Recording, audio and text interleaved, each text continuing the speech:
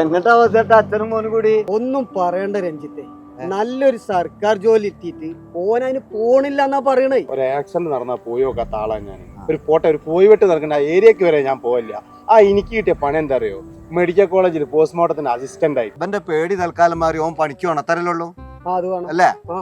അത് ഞാൻ രഞ്ജിത്തേറ്റുന്ന് നിങ്ങളൊരു 300 രൂപ ചെക്കൻ്റെ കൈ കൊടുത്തു. അതെ ഈ വാസേട്ടനായിട്ട് 2 വർത്താനം പറഞ്ഞേക്ക്. അപ്പോഴത്തെ ഞാൻ പറയാ രഞ്ജിത്തെ, എന്താണ് രണ്ടാളുമാടെ ചൂണ്ടലിടുക? വാസേട്ടാ, ഞങ്ങൾ എത്ര കാലം നോക്കിയിട്ടും നിന്റെ മോനെ ശരിയാക്കാൻ പറ്റിയിട്ടില്ല. ജോലിക്ക് പോകാതെ വീട്ടിലിരിക്കുന്നു. ഒരൊറ്റ ദിവസം കൊണ്ട് ജോന്റെ മനസ്സൊക്കെ മാറ്റി നിർത്തിയില്ലാടാ. ഇത് പ്രത്യേകിച്ചൊന്നുമില്ല, സില്ലി മാറ്റർ. ഞാനേ നമ്മളെ ഷിബീനെ കൊണ്ടുപോയിട്ട് മാർക്കോ സിനിമ നൽകാം. ശിവേ സെറ്റല്ല പോനെ? എന്താണ് ഈ കാണുന്നത്?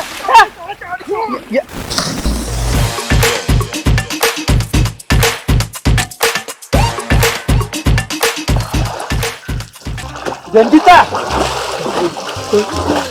ഇതവിടെ സംഭവിച്ചേ?